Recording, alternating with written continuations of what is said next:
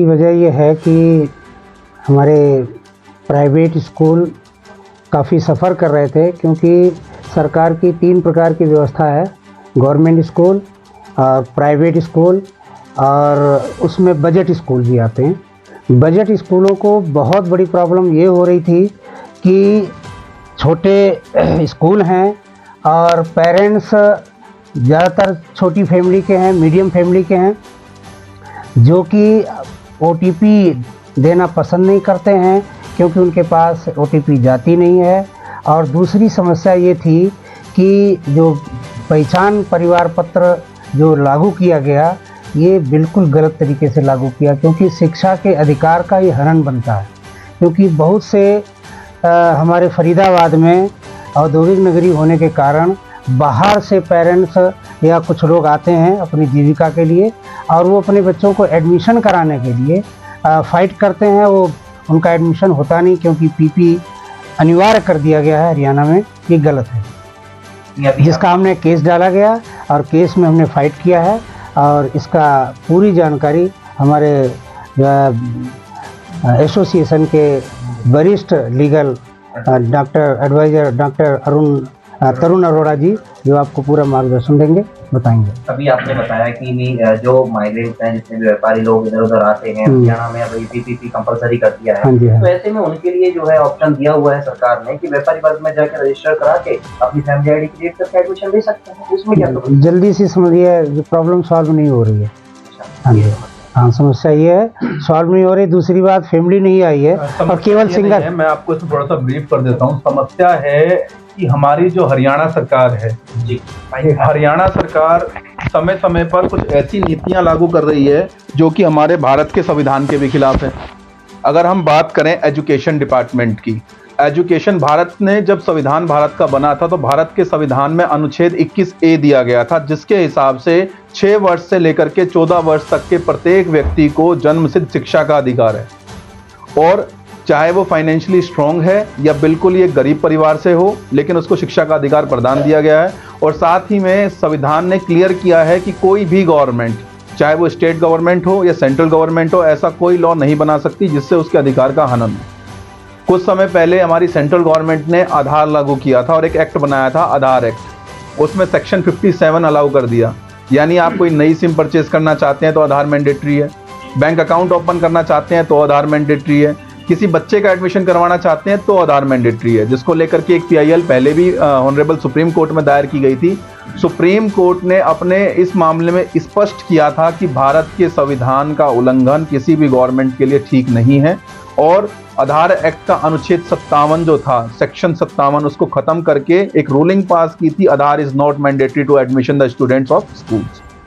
उसी के तहत अब हरियाणा सरकार ने एक नया लॉ बना दिया फैमिली ID का, PPP, परिवार पहचान पत्र होना अनिवार्य है, तभी किसी बच्चे का एडमिशन होगा। अभी आपने पूछा था कि इसमें दिक्कत क्या है, वो आएगा व्यापारी एसोसिएशन में अपना रजिस्ट्रेशन करा लेगा। मैं आपको यहाँ एक स्पष्ट कर दूं कि कोई जरूरी नहीं है जो दूसरे स्टेट से आया हुआ वो व्यापारी ही हो। एक मजदूर क्लास व्यक्ति भी जो रिक्शा चलाता है, जो रेडी चलाता है, सभी के लिए ऑप्शन है। ये तो क्या ऑप्शन है? यही है कि भी अपना जिस वजह से आप यहाँ आए हैं वो वजह डालें और अपना रजिस्टर कराएं, फैमिली ID क्रिएट कराएं और एडमिशन। कितना समय लगता है एक फैमिली ID क्रिएट करवाने के लिए? 10 से 15 मिनट। 10 से 15 मिनट के लिए। क्या टाइमिंग होगी उन सेंटर्स की? कभी भी देख लो, जो भी। कितना रश होगा इस समय सेंटर्स पे?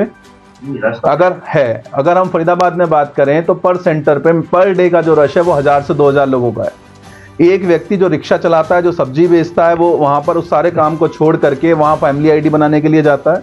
5 दिन तक लगातार वहां के चक्कर लगाता है, लेकिन भीड़ की वजह से नंबर नहीं आता। नंबर आने के बाद भी उसको किसी वजह से हटा दिया जाता है। ये 5 से 7 दिन वो बेरोजगार रहता है, इसमें उसके घर का गुजारा कैसे हो? फिर उसके माइंड में एक मेंटेलिटी बनती है कि क्या बच्चों ने पढ़ के भी क्या करना है, इससे बेटर ये है कि हम भी रेड़ा चला रहे हैं और ये भी रेड़ा चलाएगा, जो गलत पॉलिसी है। और फिर संविधान का उल्लंघन है अनुच्छेद 21A का, जिसे पहले भी सुप्रीम कोर्ट क्लियर कर चुका है कि ऐसी कोई भी डॉक्यूमेंट्री मेंटेन नहीं किया जा सकता जिसमें बच्चे के एडमिशन को लेकर कोई इश्यूज क्रिएट है। क्या था कि जो गरीब तबका था उसके लिए 134A बनाया गया, जिसमें बच्चे जो है अपने मनपसंद स्कूल में जाकर के एडमिशन लेंगे। लेकिन उसमें भी कुछ समस्याएं थी, जैसे कि प्राइवेट स्कूलों को ये कहा गया था कि अगर आपके स्कूल में उस ड्रॉ के थ्रू जो बच्चा आपके यहाँ एडमिट होता है उसको एक मिनिमम फीस दी जाएगी, लेकिन वो फीस सालों साल नहीं दी गई। बाद में जब हमने थोड़ी सी फाइट की इसके अगेंस्ट, बहुत सारी एसोसिएशन हमारी नेशा ने भी इसमें भरपूर सहयोग दिया, तो उसमें तब उन्होंने सरकार ने कहा कि ठीक है, जिन स्कूलों का फीस पेंडिंग है तो वो हम दे देते हैं। लेकिन काफ़ी पेंडिंग हो करके दिया, काफ़ी फाइट करके किया। हमारा पक्ष ये था कि अगर किसी स्कूल को, किसी बच्चे को अगर आपने पढ़ाना ही है तो आप एक काम करिए, आप उसके अकाउंट में ही पैसा दे दीजिए, वो अपनी इच्छा से जिस स्कूल में चाहेगा एडमिशन ले लेगा। अगर आप उसको पढ़ाना ही चाहते हैं तो जितने बजट स्कूल हैं ऑलरेडी 10 से 20% बच्चों को वो फ्री ऑफ कॉस्ट पढ़ाते हैं या फीस कम में पढ़ाते हैं। तो ये एक जो प्राइवेट स्कूल्स हैं, जो हमारे भारत का शायद 50% लगभग हिस्सा है, जो प्राइवेट स्कूल हैं, छोटे स्कूल्स हैं, वो इस साक्षरता के अभियान को आगे बढ़ा रहे हैं। तो हमारा तो पक्ष है कि हम इसको 134 को क्यों बदलना पड़ा उनको, क्योंकि उनको लगा कि वहाँ कोई ना कोई समस्या है। अभी सरकार ने करंटली जो किया है कि जहाँ बीपीएल परिवार हैं वहाँ एक रेट फिक्स कर दिए हैं कि 5वीं कक्षा, 6ठी कक्षा या 12वीं तक उन्हें एक निर्धारित वेतन दिया जाएगा पढ़ाने के लिए, कि 500 रुपये, 600 रुपये। तो क्या आपको लगता है कि ऐसे में प्राइवेट स्कूलों में उन 500-600 रुपये में वो जो बीपीएल फैमिली है वो अपने बच्चों को पढ़ा सकेगी? देखिए, मैं इसमें तो सरकार को तो बिल्कुल फ्री ऑफ कॉस्ट करना चाहिए। बहुत सारे देशों में तो बिल्कुल फ्री एजुकेशन है, नर्सरी से लेकर +2 तक फ्री एजुकेशन है। आगे जहाँ बच्चा पढ़ना चाहता है वो भी फ्री एजुकेशन है। लेकिन सरकार को ये ऐसा क्यों करना पड़ रहा है? और जितने मैंने बताया कि जो बजट स्कूल्स हैं वो ऑलरेडी 500-600 छोड़िए, कई स्कूल तो ऐसे हैं जो मात्र 200 रुपये में जो है पढ़ा रहे हैं, 300 रुपये में पढ़ा रहे हैं। ये देखिए, सरकार की नीति अब जो कर रही है कि अब प्राइवेट स्कूलों में पढ़ाने के लिए सरकार उन्हें पैसा दे रही है, और जबकि सरकारी स्कूलों में पढ़ाने का चार्ज जो है पेरेंट्स से वसूला जा रहा है। तो इस नीति पर क्या कहोगे कि वो प्राइवेट स्कूलों को बढ़ावा दे रही है या फिर सरकारी स्कूलों को खत्म कर रही है? क्या है ये, एक बार इस पर प्रकाश डालिए। देखिए, सरकार ने हमारे खासतौर पर हरियाणा में है, जो हमारे हरियाणा बोर्ड के स्कूल थे, मान्यता प्राप्त सरकारी स्कूल, उनको सीबीएसई में कन्वर्ट कर दिया। आई डोंट थिंक सो कि अगर हम एक अच्छी एजुकेशन दे रहे हैं तो चाहे वो सीबीएसई हो, चाहे वो हरियाणा बोर्ड हो, चाहे वो कोई सा भी स्टेट बोर्ड हो, सभी अपने अपने अच्छी एजुकेशन दे रहे हैं। तो अगर अच्छी एजुकेशन दे रहे हैं तो ऐसी क्या जरूरत पड़ गई कि मॉडल संस्कृति की स्थापना करनी पड़ी और वहाँ पे चार्ज कर रहे हैं। और सीबीएसई पे मतलब ज़्यादा भरोसा, सीबीएसई पे हरियाणा बोर्ड को अपने पे ना भरोसा रहने की वजह से सीबीएसई पे ज़्यादा भरोसा है कि भाई उन्होंने उनकी एप्लीकेशन लेनी है। इसमें ना दोहरी नीति है सरकार की। प्राइवेट स्कूल्स अगर किसी की फैमिली आईडी है और उसका एडमिशन कर रहे हैं तो उसका ओटीपी उसकी फैमिली के पास जाएगा, वो मैंडेटरी है लेना, तभी उसका एडमिशन फाइल हो पाएगा।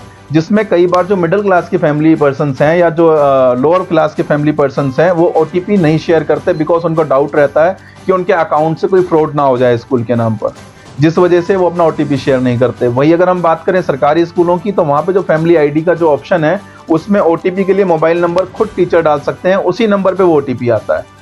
तो सरकारी स्कूल और प्राइवेट स्कूल के लिए दोहरी नीति का जो काम सरकार कर रही है वो बिल्कुल ही गलत है। इससे पहले लॉकडाउन में देखा गया था कि सरकारी स्कूलों में बिना टीसी के एडमिशन की भी बात आई थी, इस पर क्या कहोगे? देखिए, फिर बात वही आती है, संविधान का अनुच्छेद 21 से स्पष्ट कर देता है कि किसी भी बच्चे को किसी भी दस्तावेज के उस वजह से एडमिशन नहीं रोका जा सकता। जो टीसी है उसका मेन काम ये है कि वो क्लियर कर सकें कि बच्चा कौन सी क्लास पास आउट है, सिर्फ इतना काम है उसका। साहब, बहुत समस्याएं आ रही हैं बच्चों के एडमिशन के लिए, बार बार लोगों को ओटीपी के लिए परेशान भी किया जा रहा है, नहीं आ रहे हैं कईयों के ओटीपी, क्या कहना चाहेंगे आप? सर देखिए, इसमें जैसे कि अरुण साहब ने क्लियर कर दिया है कि दोहरी नीति सरकार की तरफ से की जा रही है। हम सरकार की किसी नीति के खिलाफ नहीं है, लेकिन इसमें ये सुविधा होनी चाहिए कि जिस तरह से पहले MIS पोर्टल पे आधार के थ्रू अगर मान लीजिए उसका रजिस्ट्रेशन है या बिना आधार के भी जो रजिस्ट्रेशन है वो चल रहा है, हो रहा है उसमें एडमिशन।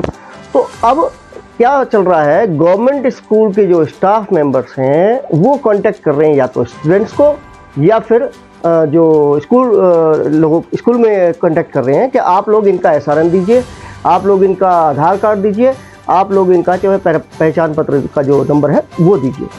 मैं समझता हूँ अगर MIS पोर्टल पे सारी डिटेल्स हैं बच्चे की तो क्यों मांगा जा रहा है, क्योंकि इससे अननेसेसरी स्कूल संचालकों को भी और साथ साथ जो पेरेंट्स हैं उनको भी समस्या का सामना करना पड़ रहा है। जी, एक चीज और मैं जानना चाहूँगा, जो एकता के बैनर तले तमाम पदाधिकारी आपको यहाँ प्रेस कॉन्फ्रेंस कर रहे हैं, तो क्या मुद्दा रहेगा? अभी एडमिशन का टाइम भी रहेगा, ऐसे में इतना ज़्यादा जो सरकार के साथ में नोक झोंक रहेगा तो समाधान कैसे निकालोगे, क्या करोगे आप लोग? देखिए, मैंने बताया हमारी कोई मंशा नहीं है कि हम सरकार के साथ नोक झोंक करें।